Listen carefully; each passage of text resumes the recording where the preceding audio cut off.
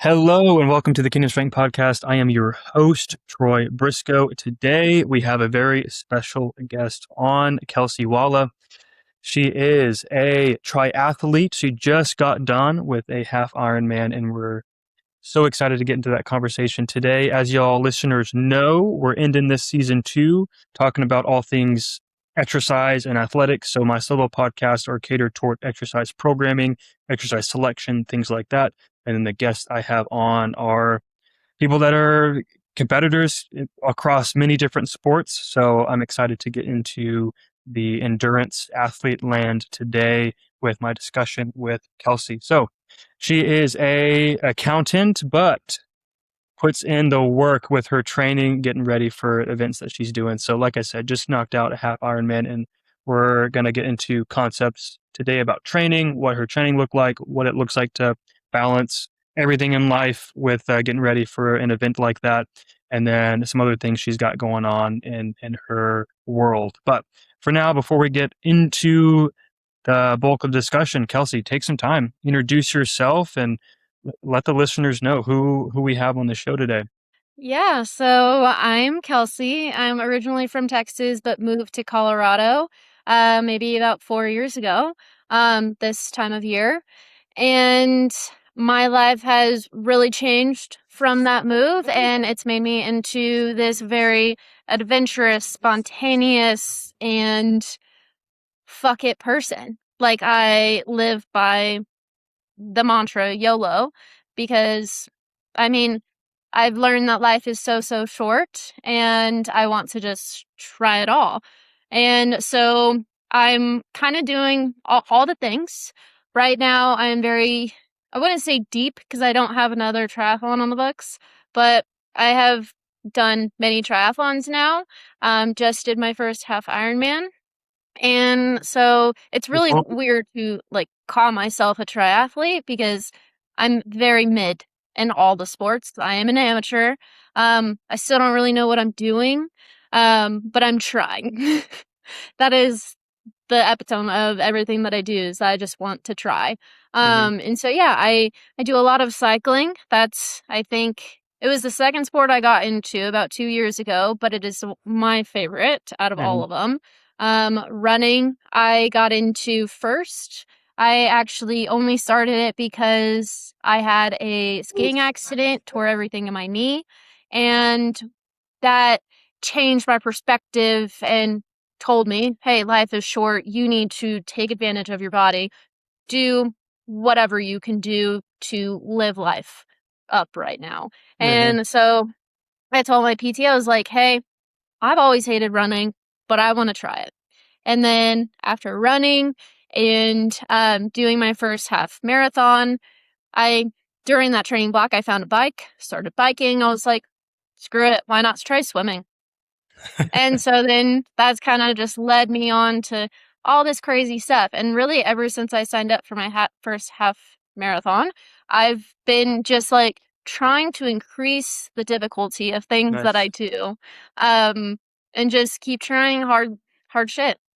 Mm, Um, and so yeah, I love to be a beginner at things. I love to try new things. I love being outside. Um, I have a dog. We really used to love hiking and paddleboarding, all the stuff in the mountains and camping and everything. My training's kind of taken a priority over it all, so we mhm, don't get out as much as we can, but we still do love doing all that. Um, we love trail running.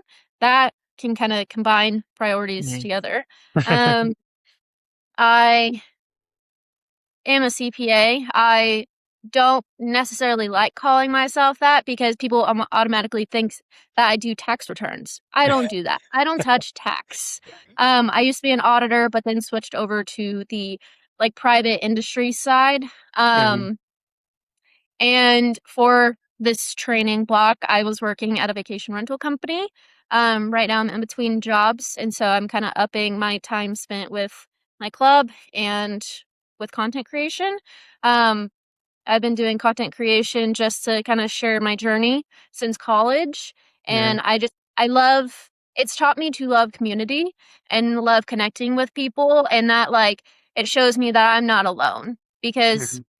I can't do all these hard things without people's support Yeah. and people's like confidence in me. It gives me confidence as well.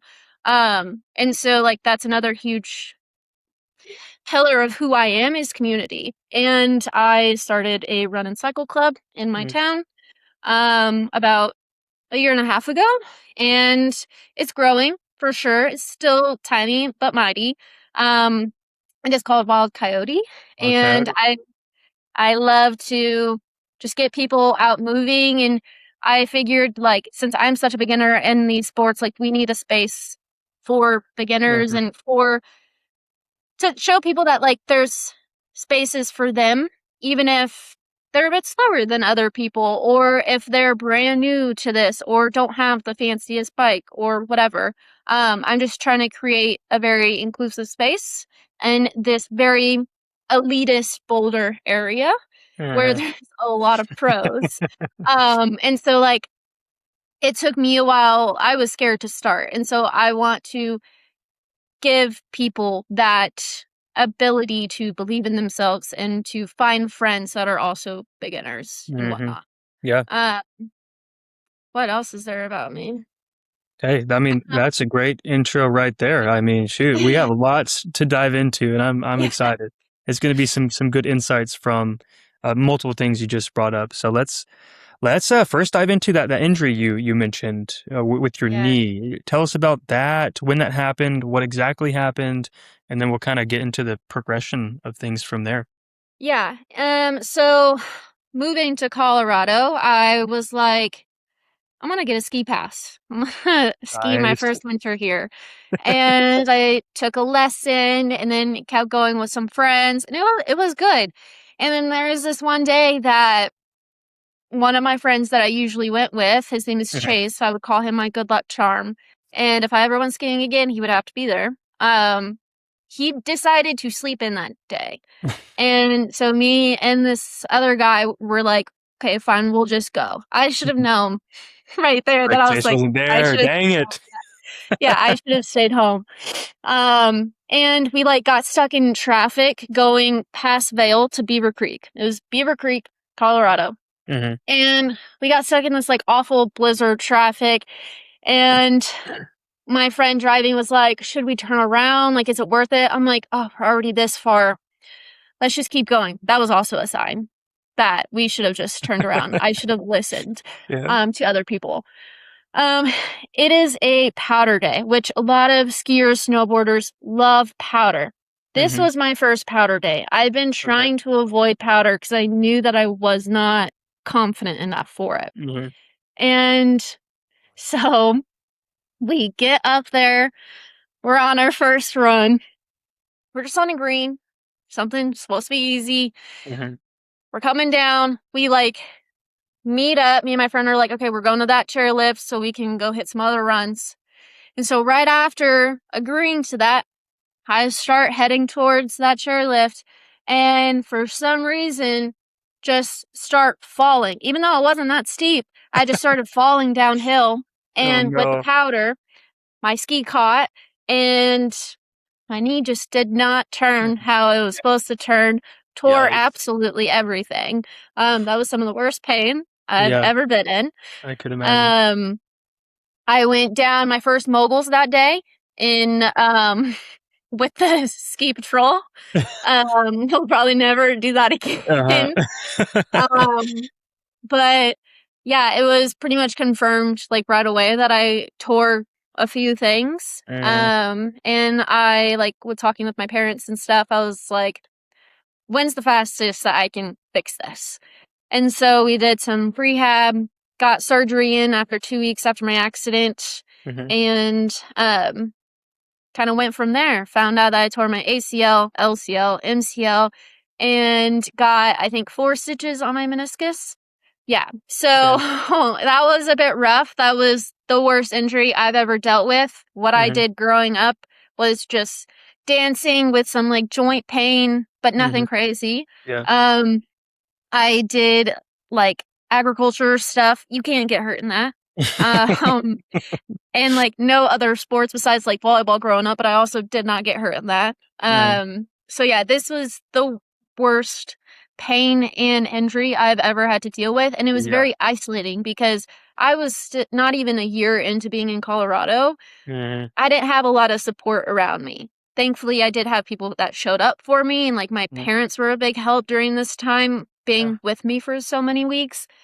But it was very isolating, and like especially in the first 2 weeks, I was just on bed rest, couldn't walk, and was like looking outside at people walking their dogs and like running, and was just Yeah. like, Just longingly looking out the yep. window. Yeah. Yeah, and I was like, damn, I wish that was me. And like in my mind, I was like, I wish I could be running right now. And like that's weird to say because I don't even like running. I never want to run. And Hmm. like I grew up thinking I couldn't run because it was super hard and hurt my lungs, all that stuff. And Yeah. like I Yeah. always got shin splints and was just like, yeah, running's not for me. Why would I ever try it? But then Mhm. not being able to walk was like, well shit, why didn't I try all those Yeah. things? For real. Why Don't want to take it for why granted. yeah. And so then, yeah, I worked with a PT, tried to, I think I could have done better at my rehab. Yeah. Well, what Um, does rehab look like by chance? A lot of people, like I mentioned, that listen to this show are kind of in the clinical bubble. So yeah. if you'd like to shed light on just kind of what that looked like for you. Well, I went to a PT Hmm. for, God, I don't know, a year and a half Hmm. after, um, about once a week, then to like biweekly appointments. I loved my PT. It was down in Lakewood, Colorado, and I loved her. She was also like my therapist. And so like we shared a lot of things Yeah, that together. tends to be how it goes sometimes. Yeah. Yeah. And it was just like she challenged me and like there was some really bad days too where I just like I felt like I went back in my progress, but like her support and her belief in me that I was going to get better made me feel better. Hmm. There's really no other way I can put that. Yeah. But yeah, I did a lot of stretches. At first was of course like trying to gain that flexibility back Mhm. Getting that and range of motion. bring my yeah, that range of motion in and like that was like I had flexibility as I was younger, so like that was Hmm. pretty easy for me. Um but the next thing was like gaining a lot of like single leg strength. And that was something I've never really worked on. And like doing single leg jumps and different stuff like that. That was kind of the majority of things. After doing like single leg strength and then trying to jump again and then single leg jumps, it was all kind of drawn out over that like year and a half. Hmm. Um, and then, yeah, once we did a strength test, to see like how close my r- injured leg was to my Hmm. normal leg. Yeah. Gotcha. Uh, it was like what between like 80-90% or something. That is, I don't know. Mhm. It's been so long since I've been at the PT, but You're good. once it passed that strength test, she was like, "Okay, let's try running," and then we got into running. And then as I kind of dipped off into that, I kind of just did a lot of PT stuff on my own. And I kind of still do a lot of those PT exercises with all the training I do now because it's injury prevention. Hmm. And yeah, so that was kind of the transition of Hmm. from that happened in March 2023. And then uh, s- summer 2024 is Gotcha. about when I, Got it. yeah, now I'm trying to think. My first half, maybe it was almost 2 years, because my first half marathon was just last year. And okay, no, I took like a year to start running. I Okay. started testing running back in like early 2024, ran my Hmm. first 5K, and then did my first 10K that fall. And then it was February of 2025. I was like, I want to sign up for a half marathon. I can do it. And then, Gotcha. yeah, that's Yeah. how it kind of Just kept getting hungry for developed. more. So that was Yeah. the impetus to you wanting to start running was like, hey, I don't Yeah. want to take my knee for granted, my health for granted. Let's move this body that God has given me to to actually do things that I hadn't tried before. So I love Exactly. the eagerness to want to do more and push your body to. I I try to do the same in my training and different things, and I think that is encouraging to hear. Now, Yeah. when it comes to the progression, I know you said I started with running, doing some biking and swimming. How has each milestone, if you will, that you went through for training and doing competitions, how has that kind of made you more hungry to continue to do more? Well, it's made me feel like I'm unstoppable. Mhm, And I actually was reflecting on this the last couple days because I was gonna do like a recap of how I'm feeling after this half Ironman, and mhm, like doing hard things makes me feel like all my other problems are so tiny because I'm reminded that like, oh shit, I thought I couldn't do this, but then I did it. And like, why would I doubt myself in mhm, anything else? And it's just like me proving to myself that like I can actually do it physically and mentally. I can do whatever I set my mind to. mhm, And I don't know. It's just a push to myself that I can do the impossible. And like, there's so many things that go into that. And like, we can dive into that. But like, yeah, when I keep chasing things so I don't feel like I can't, mhm, if that makes sense. Like, mhm. I wanna stop doubting myself, I want to believe that I can, so I'm trying. Yeah. Yeah, let's before I would love to dive into the training specific stuff with the Ironman, but let's take a moment to talk about like the mindset side of things. What on a regular basis are you reminding yourself, telling yourself, like do you have any strategies that you lean into when you might be in a situation where you're doubting yourself or maybe feeling like you don't want to train that day or tired or something like that? Yeah, and, this is, like, the big reason. I don't know if you saw on my Instagram, like, recently, but for this half Ironman, I wrote down my whys, and then I Mhm. framed it, and that's actually what's missing right there Oh because I yeah. need to reframe my bib. Mhm. But I wrote down some whys, and, like, that carried me through, and the biggest story of it all is that I wanna celebrate my body and what it can do. I want to see what I'm capable of and not doubt myself. I don't wanna take advantage of my short life. We all have very short lives. And so, yeah, I want to just appreciate what I've been given Mhm. and see what I'm capable of. Yeah. Um, and then, like, another thing too is that I for myself, I know that I'm a perfectionist, and that's been really hard getting into this space and not being fast. And so I have to tell myself that I deserve to be here just like anyone else. I'm so proud to see people, even if they're at like a minute slower pace running than me. And I'm like, well, then why can't I be proud of myself? Like, I'm hyping all these other people up. I'm so inspired by all these other people. Why can't I do that for myself?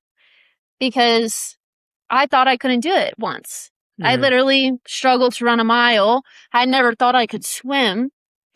And so like why would I not be proud of what I'm doing? Proud of where I've gotten or just like proud of myself for trying because like so many people if I take myself away from social media and everything that I see because my algorithm is triathletes and a lot of times pros. If I take myself away from all of that, I'm like, "Oh shit, this is very crazy what I do." The average Joe doesn't do it. I Mhm. need to be proud of that. Yeah. And it is like reflecting on it, it is something to like be really proud of. So that's another thing I think about is like, this is a crazy, awesome, Yeah. badass thing that I'm Definitely. doing. And so that does keep pushing me too. Um, and then another thing that like in this training blocks helped me and like in my first half marathon was I need help with accountability sometimes. And I'm a people pleaser. So for one, I tell people on social media that I'm doing something, and so then I have to do it. Mhm. 2, I got a coach to help me stay accountable Mhm. because, like, if I'm making her proud, that makes me happy.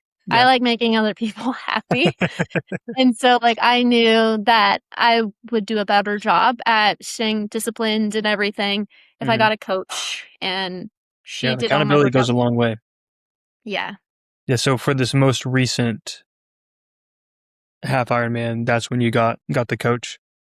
Yeah, I Okay. had a coach for my first half marathon since I've never, like, done a race or anything Yeah. before, and then I, like, trained for my other half marathons and then my first triathlon, by myself, but then realized that, like, I didn't think I was doing enough. If I, like, Mhm. wanted to take off a day, I just did because why not? And so I knew that, like, if I wanted to cross the finish line of this half Gotcha. Ironman, that I needed help, and so, yeah, I reached out to a local team in Boulder and got coached with Allie, who is going to, I think, coach me for my next couple races. Solid, Um, solid. I really loved having her, and we started training together in December of last year, and so we've gone through a couple races together. Um, and yeah, it's been really nice. Yeah. No, that's awesome. And, yeah, I think that's a good transition into your training for the half Ironman. What did that look like? How long was the process? What'd you do on the daily basis? How did it look like from start to finish up to the actual event? So give the listeners some insight as to what it looked like day in, day out for you. Yeah. So I'll preface this with saying that I did it a little bit crazy. I was worried that I wasn't going to swim and like Okay, finish the cutoff for the swim portion. gotcha. And so I gave myself ample time. Mhm, A lot of people don't do this. Even as beginners, they'll do 5, 6 months of training. I did a little over 8, okay. which is a long time to be Mhm, in a training block. But it got broken out since I did so many races during that training. mhm, And so to me, it was very broken out and it just felt like my daily routine. mhm. And it felt really weird not being in that training anymore because I'm like, what do I do with my time? I don't know. Yeah, yeah, Um, but yeah. so yeah, we started training December 1st of last year and did 33 weeks together, me and my coach, to make it to Ironman 70.3 Oregon. And I chose that race back in September because it was a very beginner friendly, fast course because the swim is so fast. It's a downriver swim and it cut my time in half. And so like I knew swimming being my weakest sport, only Mhm, being like 2, 3 months into learning how to swim myself last summer, I was like, "We gotta pick an easier course mhm. for this." Yeah, yeah, yeah. And so I chose Oregon and yeah, I did a race, a trail half marathon the beginning of November, and I was going to actually start mid-November training, Mhm, to give myself about 9 months, but was like, "No, I need more rest between, like, this huge training block that's gonna be mhm. so different from anything I've ever done before, Yeah. and then, like, this race," and so I gave myself a full month off and hit it head first, coming up on December. And I also gave myself that time because one, I wanted to make sure I was good on swimming. And then two, to give myself time off. I love to travel. I love to do little trips. And like, I am a person that knows to listen to my body to take a rest day, or if something is starting to hurt, to give myself rest and like do some good recovery from that. Mhm, And so, yes, looking at it, 33 weeks, psycho. But also, I took a week off and went to Copenhagen and Stockholm with my fiance. nice. I always took a day to 3 days off after races, and I did 2 races in April and 2 in June that were Mhm, separate from the half Ironman. I always took days off after that. mhm. Um, And I also had like one or two other trips where I like took off for a couple days. And then like luckily I was really good about not getting sick. I did a lot of immunity stuff, so I didn't have to take days off from being sick. But like I gave myself that cushion. If in case Mhm. I did get sick, then I would have still been at a good spot in my training. Mhm. I would have still had a lot of time left. So that was kind of like my reasoning of why I did such a long block of Yeah. training. Um, but with this half Ironman training, what it looked like was slowly starting from like very baby sessions. And then, like, if you saw my whole like training graph, it just slowly rose over and over of like the training load that my body was under and like distance, volume, all that. Mhm. Yeah, it just kind of slowly rose. Well, it had the dips with my other races, but yeah, it was just kind of a slow increase of volume and everything. And so like with that, I started with where I was very comfortable and like what I knew. I just finished my first sprint triathlon, which is 750-meter swim, 12-mile bike, and then a 5K run. A lot of times, depending on the race, those distances are a little bit different Mhm. for the bike and the swim, but that's kind of average what it is. But I was very baby coming into all this, didn't have, like, all these distances under my belt besides a half marathon, Mhm. and so, yeah, I started very small, and I think when we started, there wasn't really any double workout days. I wasn't Mhm. doing a lot of double days, because we wanted to not jump into it super fast and, like, my body just shut down from it. And Mhm. so, yeah, we just slowly increased it over time, and, like, how she made the schedule was really based on my work and life schedule, Mhm. and so they usually just look like, for one, your weekends, you don't do anything social. You just work out. You do a long ride and a long run. Those are your weekends. Yep. Takes a long Um, time. yeah. And then during the week, I was in the office Tuesday through Thursday. And so we decided my rest day would be one of those days. And then I worked from home Monday, Friday. So I would swim on those days because I would have more time. Interesting. And so over time to what it kind of started looking like is like, for one, this is what worked for me and what my coach set for me and my Mhm. schedule. This is not exactly what would work for someone else unless Mhm. you were a carbon copy of me. But Mondays, I would do a swim and do a easy ride, just like an hour, hour and a half, just time in the saddle. The bike is the longest portion of the race, and so you just want to be comfortable sitting in your bike. And so yeah, it was a very easy ride. I would either work on content, work, or watch TV while I'm doing that. Mhm. The swim, every swim was like interval based. It wasn't just me going off for a swim unless it was an open water swim day. Um, so yeah, the Mondays were a swim, easy bike. Tuesdays was a run and then strength session. I will say I was very bad about my strength and my mobility. I tried my best, but there was some weeks that I just did not do it because triathlon training is tiring, Mhm. very tiring. And you're like, ugh, another thing, like ugh, a second Mhm. workout.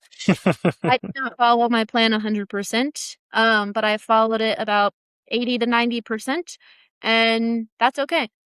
Plans are not meant to be followed 100%. Mhm. Um, It is and difficult to follow it 100% for sure. yeah, Life and like, happens. yeah, life happens. You're human. You're not a pro. You don't need to be following it 100%. Unless you are a pro, then you probably should be, you know, trying to follow it a bit better. But like, I wasn't concerned if I had to miss a session or two because either I didn't want to or two, something came up. Um, but yeah, so that was my Tuesday. Wednesday was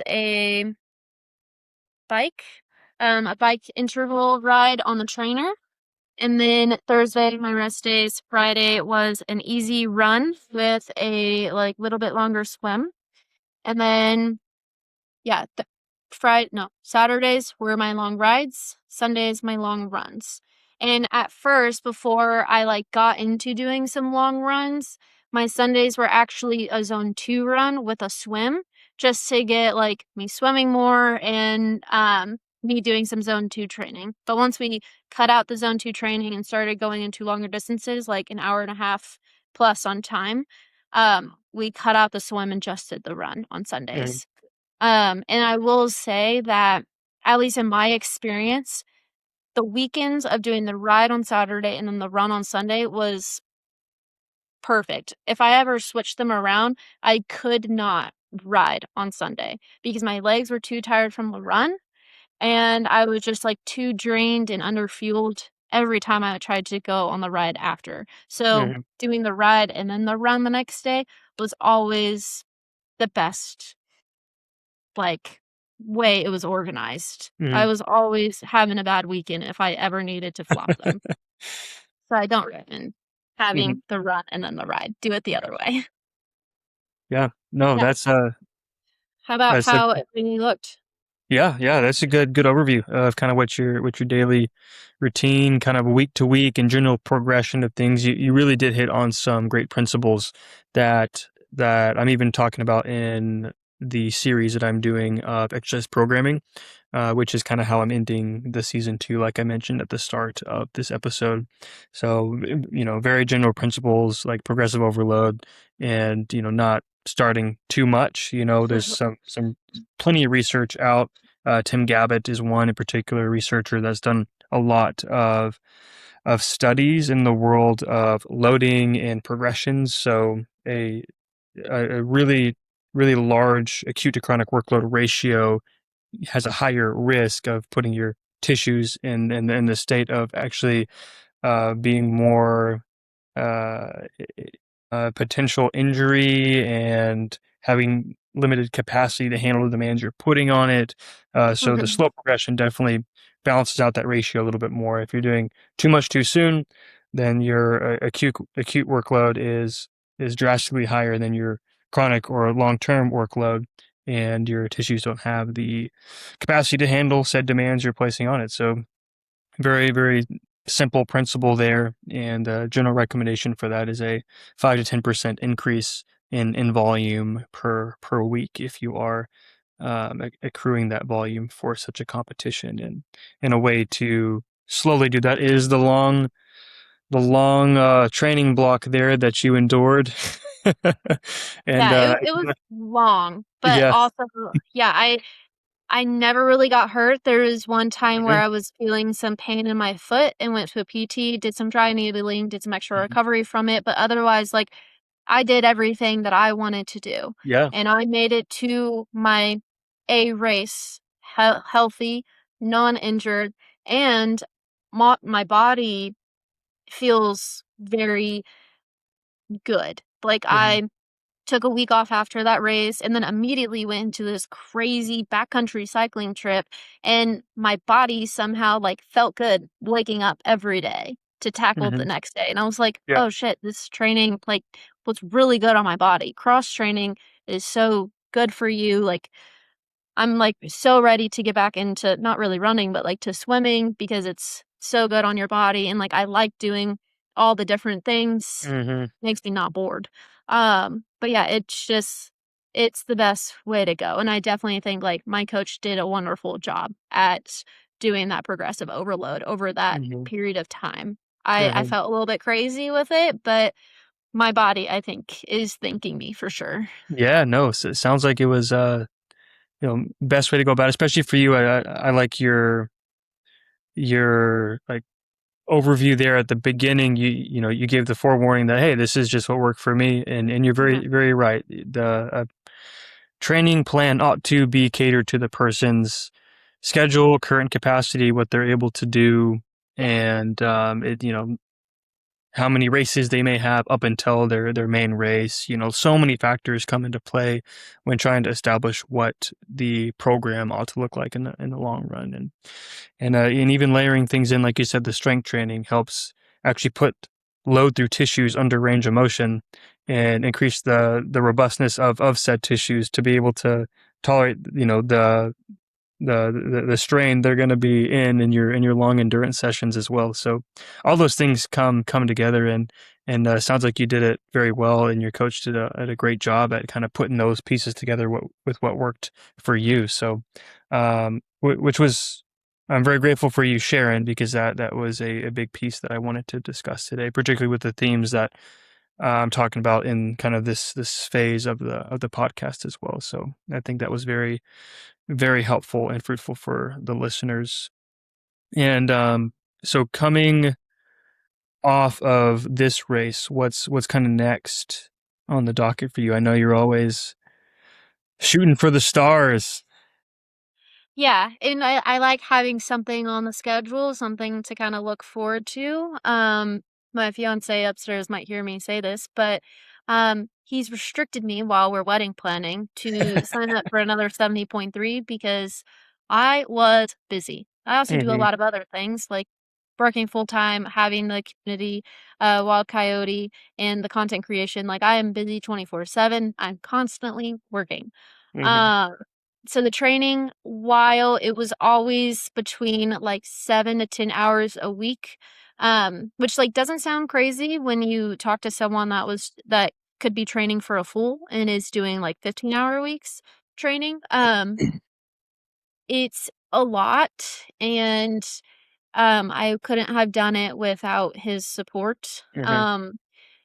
But like for my own mental sanity, he knows that I could not try to plan a wedding, try to work, try to do content creation, try to run my club and like put on events all the time and do another training block like this. It Hmm. would be very, very stressful and give me a lot of anxiety. So until after the wedding, I cannot do another 70.3 or think about a full. So I'm right now I'm allowed to train for another half marathon, other like smaller running races, and he's allowed me for I say allow. He does not like stop me from doing whatever I want, but like he has my best interest in hand. Yeah, He's yeah, not yeah. controlling.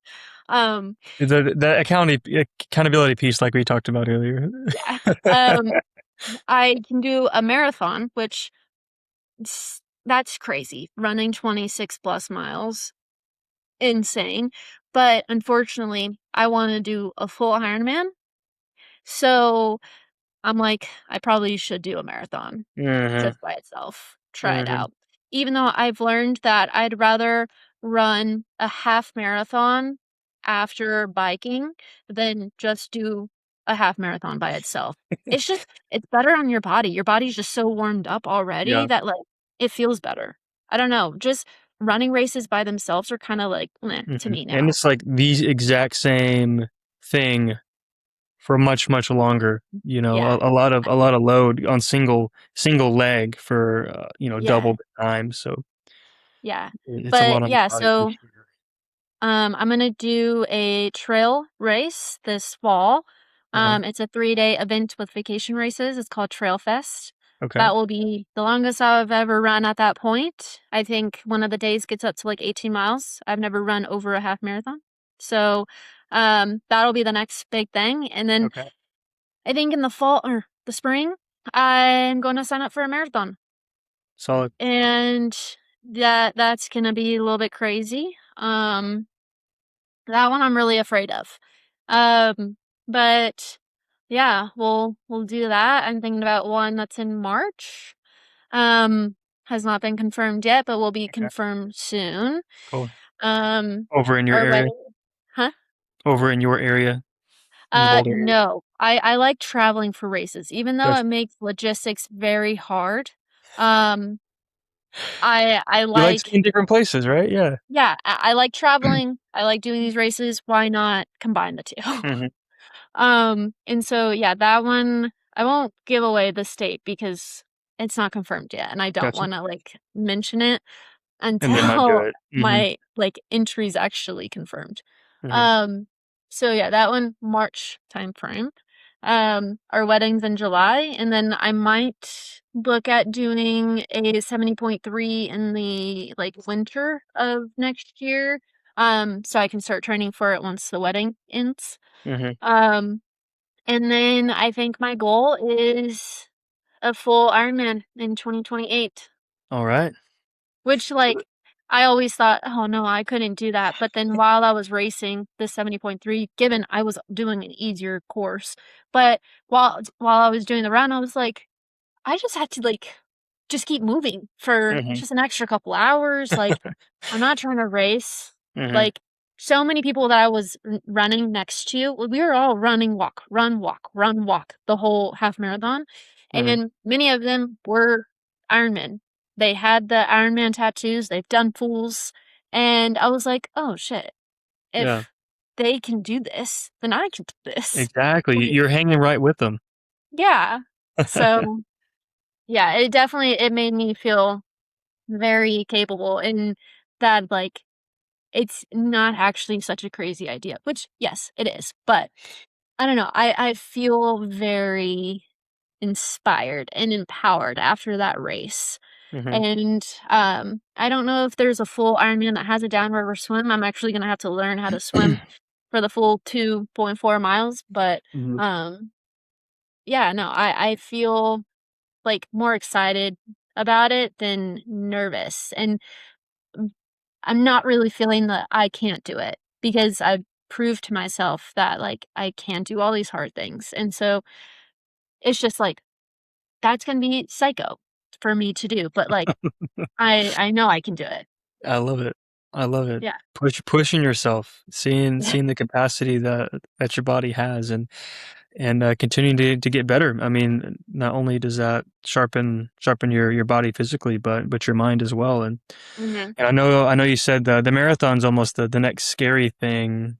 So once you get that under your belt, I think that'll just continue to keep the ball rolling with your confidence and your ability to, you know, to do these things that you're setting your mind to. So that's Yeah. exciting. I'll have to get you scheduled for a podcast once you knock out the 2028 full.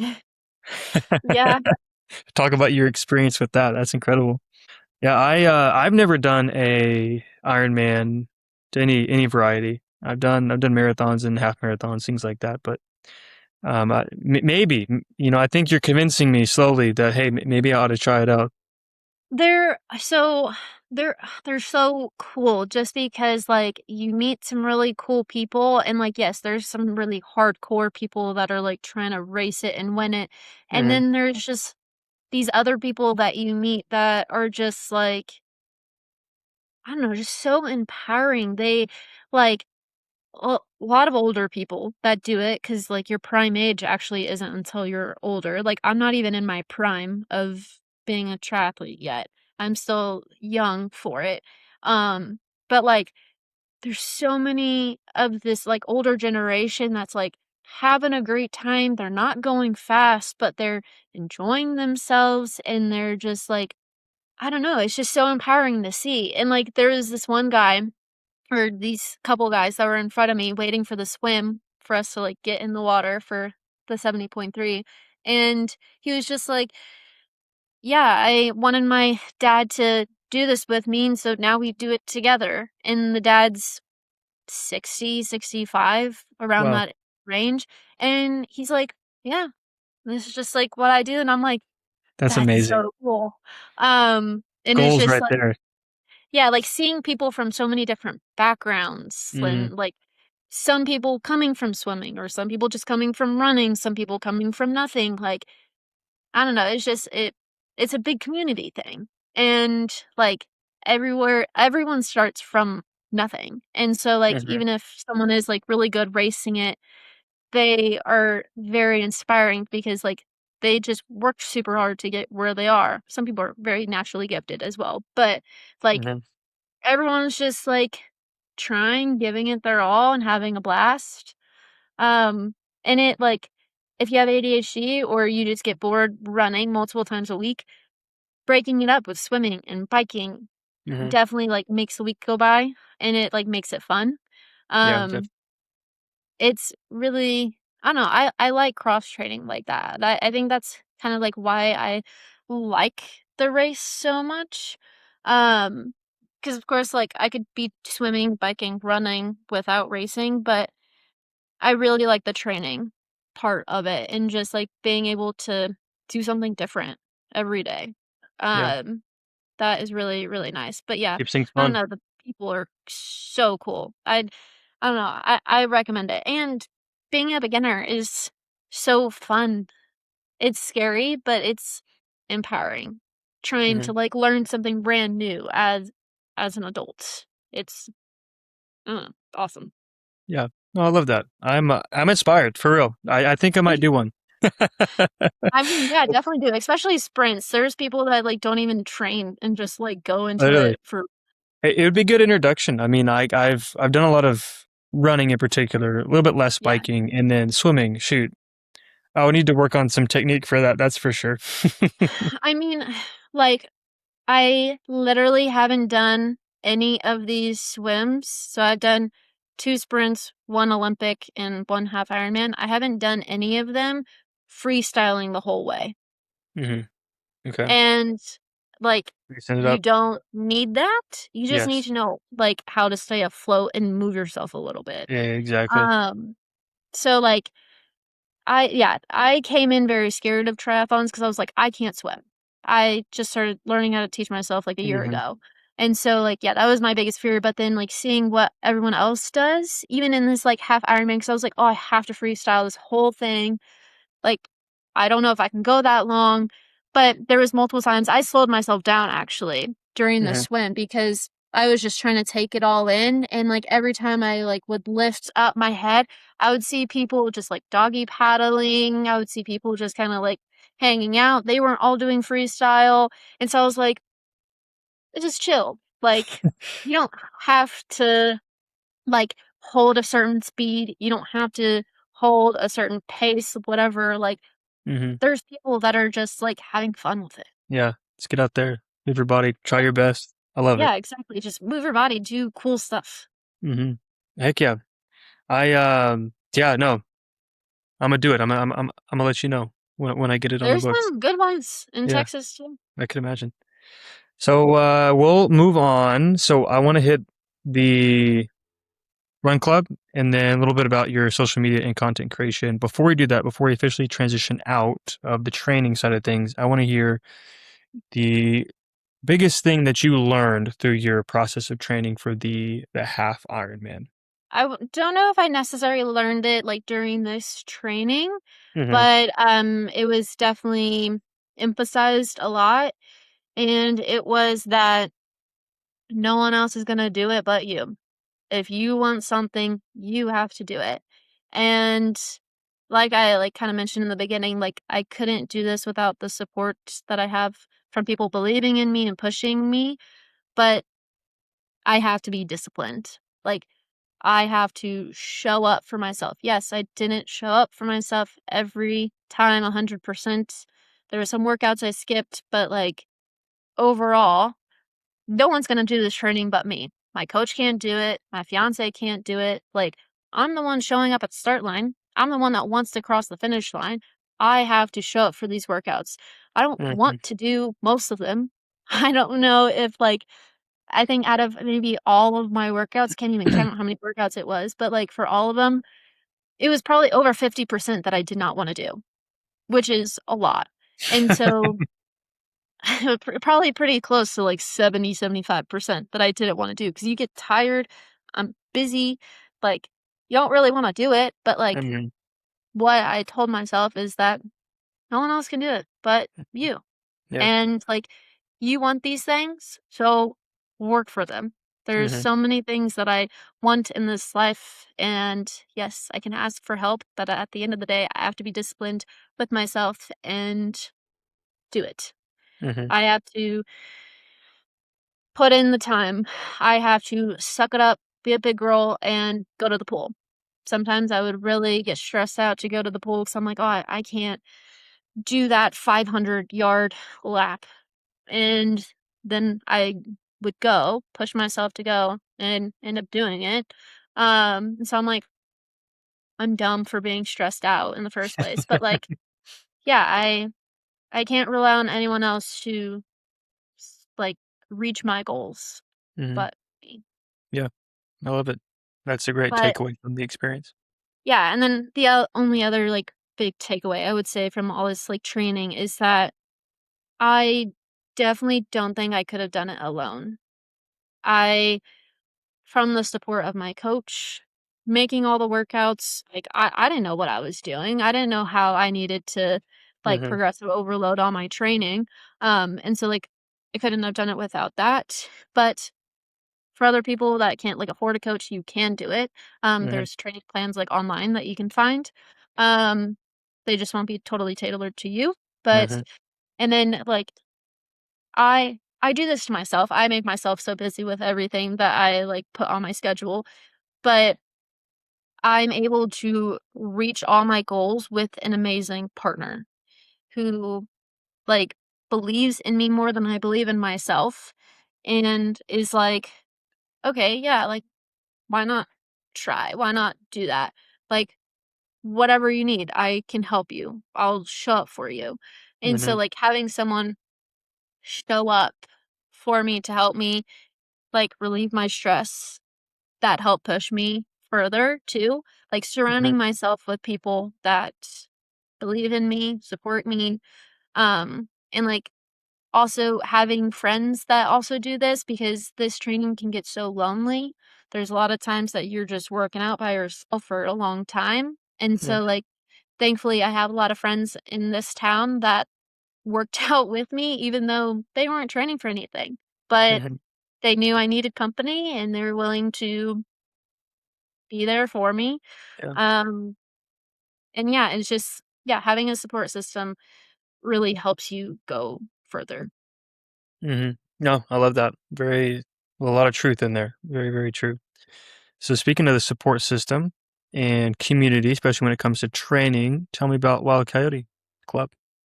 Yeah, so I am a person that is not totally in love with their career. I started working at the Big Four, um, a Big Four accounting firm when I graduated, and auditing is boring. Accounting is boring, and I feel like I'm such a bubbly person that it doesn't like totally fit me. And what I discovered while working at my first job was that I love putting on events and I love doing fun social things. Mhm. Well, I left that job and was like, I need something. I want to put on events. I need to do something. I don't know if my next job will do that. And that was around the time I was getting into running and biking. And I wanted to create a space where I felt welcome and other people like me felt welcome. Because like in this area, like I said, it's very elitist. There's a lot of pros, a lot of people with like very crazy skill level around the Mhm. Boulder County area. And so I didn't always feel welcome going to certain run clubs or whatever. So I was like, I'll create it. I mean, I'm gonna start from scratch. I kind of just moved to this town a couple months ago from the Denver metro area. We moved more north, and I was like, I don't know, I want friends, I want to put on events, and these are things that I like. So let's start off with a run club. Heck yeah. And then 2 months into that, I was like, well, riding with friends would be fun. So let's also make it a cycling club and do some group rides.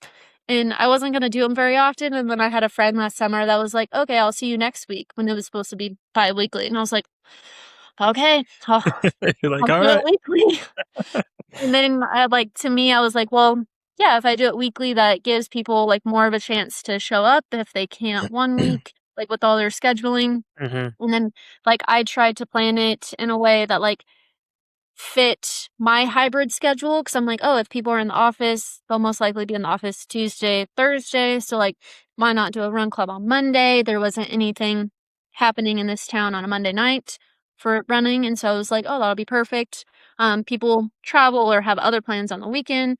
So, like, there's a lot of things that kind of went into it. But it was me just trying to think of like the most perfect time to get people together to move their bodies. Like, I make it very inclusive of like, I don't give a shit about your pace, your skill level, what type of bike you ride, if you want to walk, if you Mhm. just want to do whatever. Bring your kids, bring your dog. Like I don't Yeah. care. Like I want to have this space for you to make friends, for you to be active and like get to see new parts of town, because like on the rides I never do a set route. We're always doing a new route, and Hmm. most of the time when there's a new person that joins us, they're like, "Oh, I've never knew this was here." And I was like, "I know, right? Isn't it so cool?" um and it's not even that big of a town, but like someone's always seeing something new, or even me, like I'm Hmm. always seeing something new too. Yeah. um Such a beautiful and area too. yeah, I love living up here. But yeah, so it just kind of started off because I love to put on events, Hmm. and I like seeing people enjoy themselves at events. And like I always tell people when I like talk about Wild Coyote, um, like I don't care if you don't want to be friends with me, or like you don't necessarily like me, but like I still want you to show up because you could meet your best friend here. You could Hmm. meet your next training partner or whatever. Hmm. And I've seen that happen. Like I've seen people who have met through this, and they That's start awesome. like going on weekend rides together constantly. And it just like makes me happy that I was the one that gave them that space Hmm. to That's amazing. connect. I Yeah. love it. That's awesome. And remind me the town again, just in case anybody that's listening happens to be in your area. Longmont, Colorado. Longmont, Colorado. And then I will also put the Instagram handle, anything, any information that you give me, Kelsey, to for Yeah. people that are listening to learn more and see what you're doing. So, and then kind of transitioning into social media. I know I mentioned the social media handle there. Mhm. Tell me about content creation. What's your journey with that has been? I know ever since undergrad, kind of Yeah. leaving Texas, going to Colorado, you've been pretty consistent with posts and stuff, and sharing your story and training things like that. So how has that looked for you, and specifically how has that looked with balancing everything, particularly with training and the busy schedule side of things? Yeah. So I started the whole content creation, if that's what you want to call it, back in, yeah, Hmm. undergrad. And Hmm. I started it to document my weightlifting journey. Hmm. Back in 2018, I started working out for the first time and wanted to just document my journey.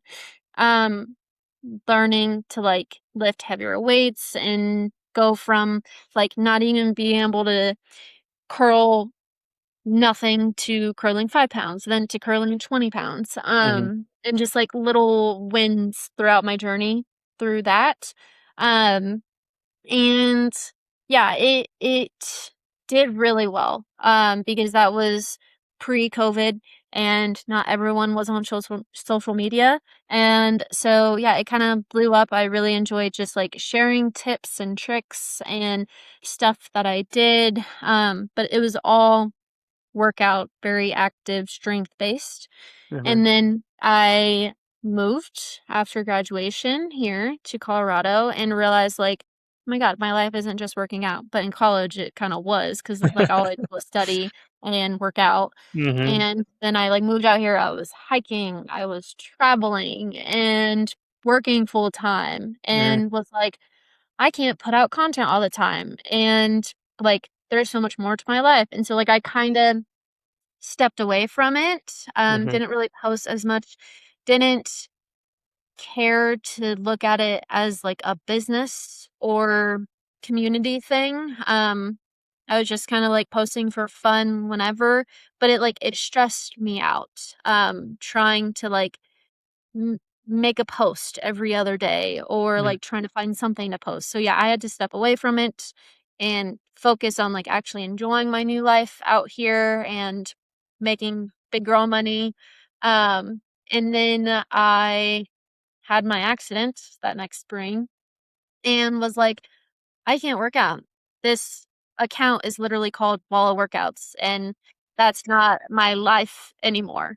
And so I did this whole like rebranding over the next year of like me doing rehab. And that's when it became just Walla Kelsey. And I was like, I'm going to show my life, every little piece of it, all the things that I enjoy. I want to have fun with this. I don't want to look at it as a job.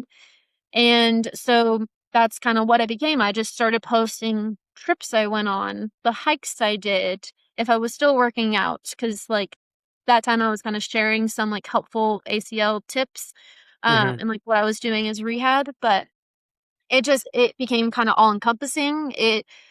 There was no like strict things I was doing with it. I was just kind of posting for fun, and then so yeah, that was like kind of over the next year, and then February of 2025.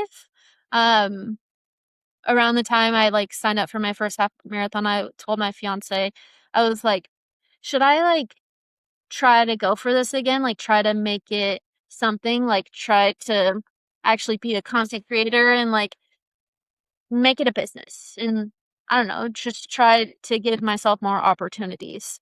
Mhm. And he was like, yeah, why not? And I was like, okay, then you have to help me take pictures and videos and do all this stuff because I can't do that myself. Uh-huh.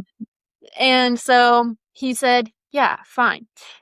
And so then, yeah, What a for the great guy. last, he, amazing. I love him. Um, for the last year and a half, I've been, yeah, just like really giving every last ounce of my free time to building this community up.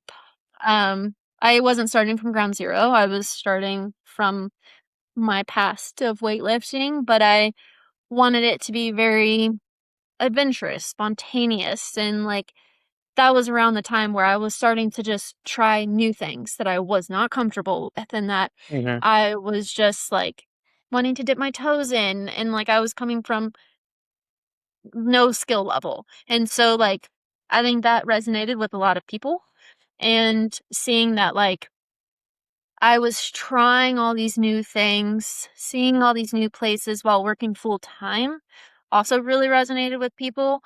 And yeah, it's with the people that I've connected with, like I still don't really look at it as a job. It's my side gig. Yeah. I guess currently right now since I'm laid off, it's my full-time job.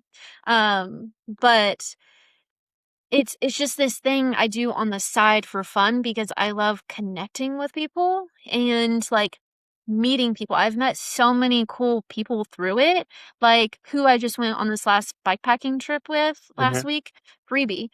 She's Reby Explores. I wouldn't have met her if it wasn't for the opportunities that I got. We met at some photo shoots, and, like, we've put on co-hosted events together and have gone on crazy travels, like, to Idaho to Wow. bikepack. Yeah. And so yeah, it's just of course, like, yeah, I get cool stuff. There's Mhm. been times where I've been paid, but, like, it's not my main source of income. I have a job because I like the stability. Um, I do it on the side because, like, I don't know, it's cool to meet other people like me and to be inspired by other people, and I'm just, like, also just trying to share my story to Mhm. make other people feel empowered and inspired. I wouldn't call myself an influencer, because I don't know if I'm having an influence on people, but I want to inspire people to live their life Good. and try things that they never thought they could try and to be spontaneous and not have to just work all the time. Mhm. No, I love it. And in doing so, I would say you are an influencer in that regard. And Well, again, thank it doesn't have to be a crazy, crazy following, but you certainly are inspiring people, empowering people. I mean, you're encouraging me to sign up for an Ironman to some form or fashion. Probably a sprint to get going, but yeah, no, yeah. I personally love your content, and I appreciate the work you put into it. As someone who also tries to put out content and be diligent in that and consistent in that, it's tough. It really is. So I'm It proud of you for doing so. I think it's awesome. Thank you. Yeah, it takes a lot of time, a lot of work, just constantly thinking because, like, I'm a one-man show. I guess, yeah, I have my fiance, but, like, Hmm.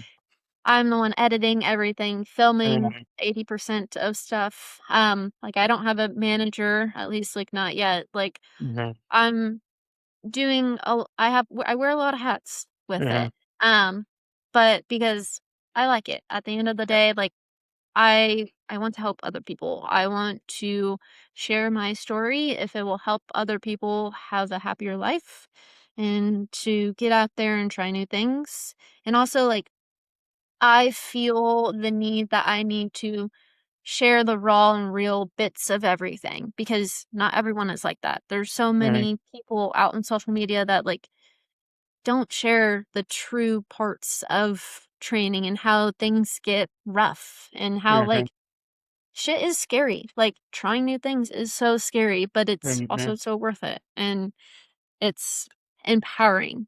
So, like I try to be very authentic with it all. I don't lie about anything. I post everything truly how it is and I say what I'm feeling and yeah. I love it. No, I'm encouraged. I love what you're doing, what you're building, and how you're encouraging and motivating people. So keep doing it.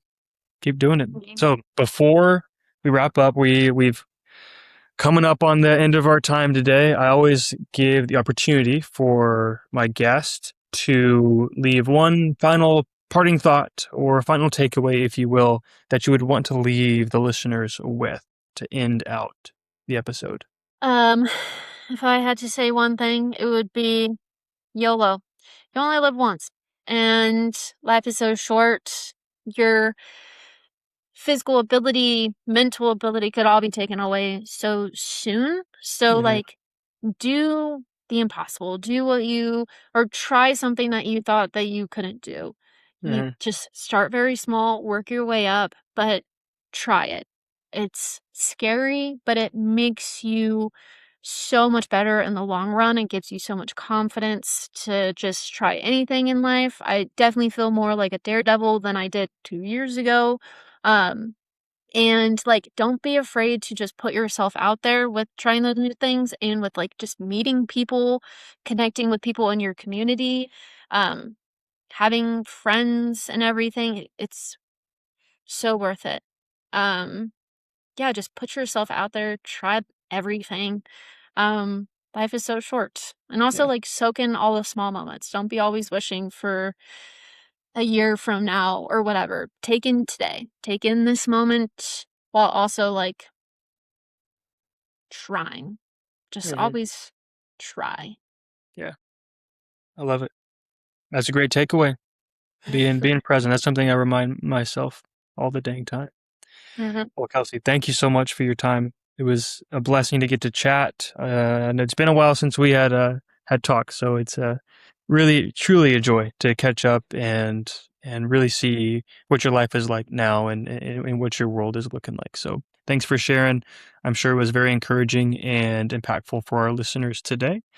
And speaking of you listeners, thank you for tuning into the show. We'll catch you on the next episode of the Kingdom Strength podcast.